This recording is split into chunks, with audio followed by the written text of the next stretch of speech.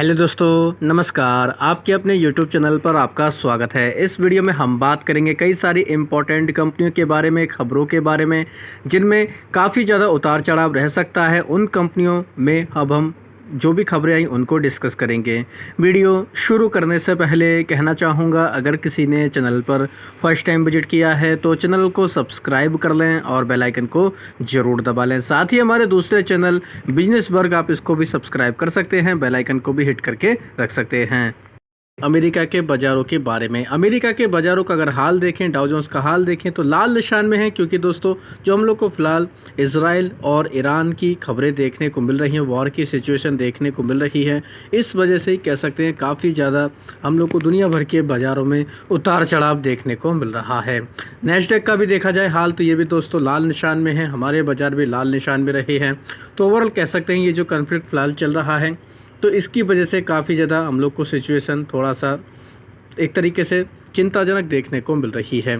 अगर खबरें देखा जाए तो दोस्तों खबरें ये भी हैं कि जो ईरान के सुप्रीम लीडर हैं वो भी दोस्तों बातचीत कर रहे हैं, डोनाल्ड ट्रंप के साथ में बातचीत उनकी भी चल रही है। कुछ खबरें ऐसी भी सामने आ रही हैं कि न्यूक्लियर वाली जो चीज़ें देखने को मिली हैं उसको लेकर भी दोस्तों ट्रंप की तरफ से कुछ चेतावनियां जारी की गई हैं। तो कहने का मतलब ये है कि सिचुएशन जैसी भी रहेगी इसका डायरेक्टली इनडायरेक्टली दुनिया भर के बाज़ारों पर हमें असर देखने को मिल जाएगा। इनके अलावा बात करेंगे दोस्तों कुछ कंपनियों के बारे में जिनमें खबरें हैं जो खासतौर पर खबरों के दम पर फोकस में रहेंगी। न्यूलैंड लैब, इस कंपनी को फोकस में रख सकते हैं। काफ़ी ज़्यादा इस कंपनी में हम लोग को हलचल देखने को मिली थी। सेबी की तरफ से इनको एक वार्निंग लेटर मिला है।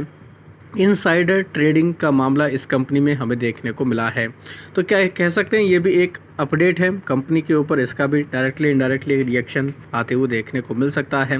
हिंदुस्तान जिंक और वेदांता, इन दो कंपनियों में भी काफ़ी इंपॉर्टेंट खबरें हैं। वेदांता हिंदुस्तान जिंक में 3018 करोड़ रुपये तक का माल सप्लाई करने वाला है। तो इस वजह से दोस्तों वेदांता भी फोकस में रही कंपनी की, इसी के साथ साथ हिंदुस्तान जिंक भी खबरों में रहेगी। इम्पॉर्टेंट पॉइंट ये है दोस्तों कि इसका जो हम लोग को फ्लोर प्राइस देखने को मिला है ब्लॉक डील का 452 रुपये के आसपास है, यानी करंट प्राइस से देखिए 7% के डिस्काउंट पर है। तो ये डील हम लोगों को होते हुए देखने को मिलने वाली है। इनके अलावा बात करेंगे दोस्तों उग्रो कैपिटल के बारे में, ये कंपनी भी काफ़ी खबरों में रहेगी। ये कंपनी एक्वायर कर रही है जिसका नाम है प्रोफेक्टस कैपिटल। इसको 1400 करोड़ रुपये में ये दोस्तों हम लोग को डील देखने को मिलने वाली है। तो ये भी कहीं ना कहीं कह सकते हैं काफ़ी इंपॉर्टेंट खबर है। ये जो प्रोफेक्टस कैपिटल कंपनी है दोस्तों, ये हम लोग को एमएसएमई लैंडिंग में ये कंपनी काम करती है, जिसकी वजह से आगे चल के उग्रो कैपिटल को काफ़ी ज़्यादा इसका कह सकते हैं फ़ायदा मिल सकता है। ख़ास तौर पर ये कंपनी एड स्कूल फाइनेंस और कई सारी चीज़ों में दोस्तों कंपनी काम करती है। बात करेंगे दोस्तों एक और कंपनी जो काफ़ी फोकस में रहने वाली है, पॉलीकैब इंडिया। पॉलीकैब इंडिया को 6448 करोड़ रुपए का भारत नेट प्रोजेक्ट को लेकर कॉन्ट्रैक्ट मिला है बीएसएनएल की तरफ से। तो ये भी कहीं ना कहीं कह सकते हैं काफ़ी अच्छी खबर है। ये जो सारा ऑर्डर मिला है इनको 3 साल के अंदर दोस्तों इसको कंप्लीट करना है और 10 साल के लिए इनको मेंटेनेंस करना है। कंस्ट्रक्शन फेज हम लोग को 3 साल का ही देखने को मिलने वाला है। ये जो हमें प्रोजेक्ट देखने को मिलेगा दोस्तों, ये हमें कर्नाटका, गोवा और पोंडुचेरी में ये हम लोग को प्रोजेक्ट देखने को मिलने वाला है। साथ ही बात करेंगे दोस्तों एक और कंपनी है जीएमआर एयरपोर्ट। इसका अगर देखा जाए बिजनेस का डेटा आया है, हम लोग को देखा जाए तो रिकॉर्ड होते हुए देखने को 1 करोड़ पैसेंजर का नेशन वाइड मई के मंथ का देखा जाए। हालांकि हम लोग को दिल्ली में कुछ डिस्ट्रप्शंस देखने को मिले थे, कुछ दिक्कतें देखने को मिली, तो उसके बावजूद हम लोग को ठीक ठाक इस कंपनी का ये रिकॉर्ड बनते हुए देखने को मिला है। टाटा पावर में एक अपडेट आया है, कंपनी ने लॉन्च किया है affordable rooftop solar solution. Odisha में देखने को मिला है, टारगेट रखा गया 10 लाख इंस्टॉलेशन इन इंडिया के अंदर। तो कह सकते हैं ये भी कंपनी के लिए काफ़ी अच्छी खबर है। ये 10 लाख जो इंस्टॉलेशन देखने को मिलेंगे ये आने वाले 3 से 5 साल में कंपनी इस पर काम करेगी। तो ये भी कहीं ना कहीं कह सकते हैं काफ़ी बड़ा टारगेट टाटा पावर की तरफ से ये रखा गया है। बात करेंगे दोस्तों फाइनली वो खबर आ चुकी है जिसका काफ़ी दिनों से इंतजार देखने को मिल रहा था। कौन सी वाली खबर? एक्सपायरी वाली खबर। एनएससी बीएससी को जो सेबी ने कहा था कि 15 जून तक आपको आवेदन देना है, और इसमें ये कहा गया था ट्यूसडे या फिर थर्सडे, इनमें से दिन आपको चुनना पड़ेगा। तो एनएससी को फाइनली दोस्तों ट्यूसडे का एक्सपायरी का दिन मिल चुका है और बीएससी को थर्सडे का। अभी क्या था, बीएससी के पास अभी दोस्तों हम लोग को थर्सडे का दिन देखने को मिलता था एक्सपायरी का, और माफ़ी चाहेंगे दोस्तों बीएससी के पास ट्यूसडे का दिन देखने को मिलता था एक्सपायरी का, और एनएससी के पास थर्सडे का था। तो ये हम लोग को बदलते हुए देखने को मिले। अब एनएससी के पास ट्यूसडे आ चुका है, बीएसई के पास थर्सडे। तो इसका क्या होगा दोस्तों, बीएसई के लिए क्या ये अच्छी खबर है?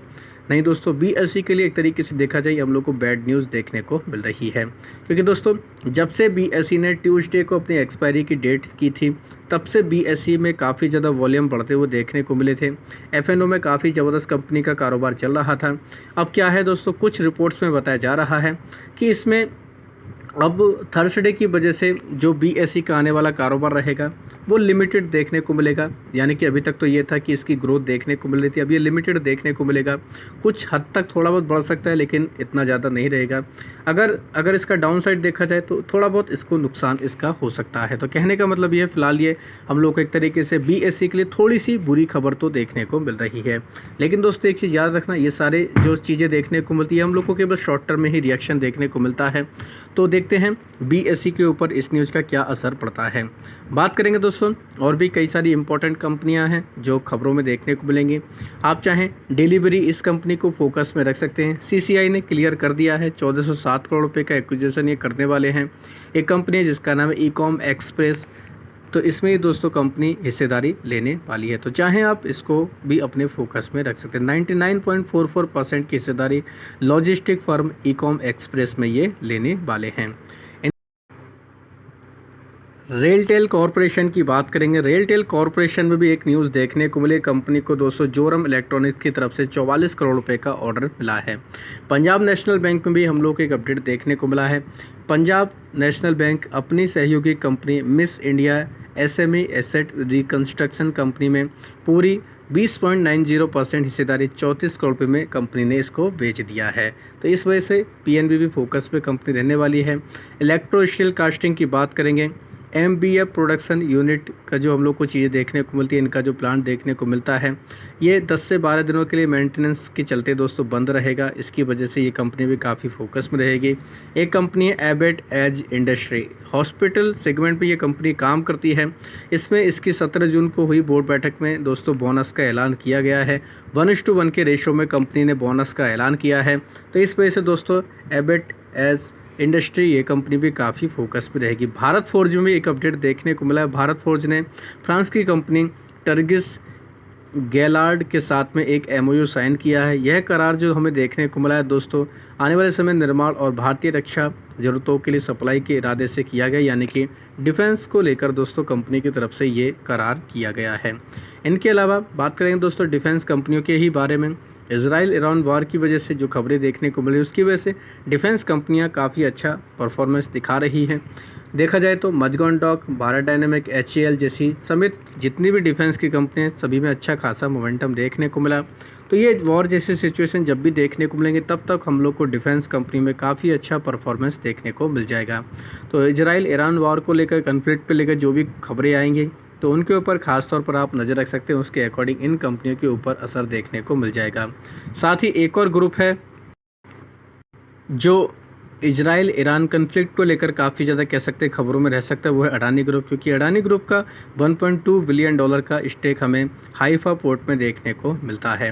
तो इस वजह से दोस्तों अडानी ग्रुप से रिलेटेड जितनी भी कंपनी, अडानी एंटरप्राइज और अडानी पोर्ट, खासतौर पे इनके ऊपर नज़र रख सकते हैं। हालांकि बीच में खबरें देखने को मिली थी कि अडानी का जो हाइफा पोर्ट है दोस्तों, इस पर कोई असर नहीं पड़ा है। जो ईरानियन मिसाइल स्ट्राइक हमें देखने को मिला, तो कह सकते हैं ऑपरेशन नॉर्मल है। तो कह सकते हैं ये भी कहीं ना कहीं खबरें काफ़ी ज़्यादा इस ग्रुप को लेकर कह सकते हैं कि असर डाल सकती हैं।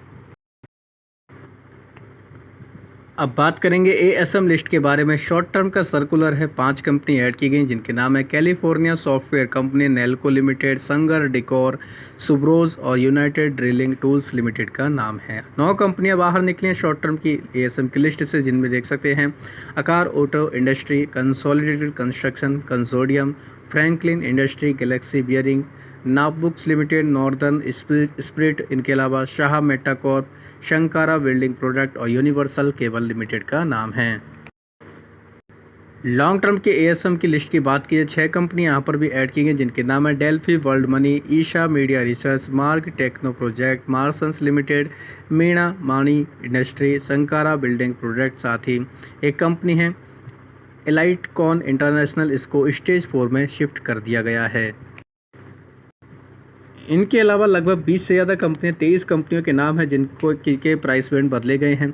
जैसे अटल रियलटेक का 5% प्राइस बैंड किया गया है, साइबर मीडिया इंडिया का 5%, साथ ही देख सकते हैं केवीसी ग्लोबल का 10% प्राइस बैंड हुआ है, कर्मा एनर्जी का 5%, मोदी नेचुरल्स का 5%, साथ ही स्कोडा ट्यूब्स इसका 20% प्राइस बैंड किया गया। तो ये कंपनी फोकस में रह सकती है। स्टरलाइट टेक्नोलॉजी, जब से इस कंपनी को ऑर्डर मिला है तब से लगातार इसमें रैली है, अब इसका प्राइस बैंड घटाकर 10% कर दिया गया है। साथ ही और भी कंपनी जैसे विलियमसन फाइनेंशियल, बामा इंडस्ट्री, इन सभी कंपनियों को चाहें तो आप फोकस में रख सकते हैं। तो आशा करता हूं दोस्तों आपको वीडियो अच्छा लगा होगा। वीडियो अगर पसंद आया तो चैनल को सब्सक्राइब कर लें, बेल आइकन को दबा लें, ज़्यादा से ज़्यादा लोगों में शेयर करें। धन्यवाद दोस्तों, बाय बाय।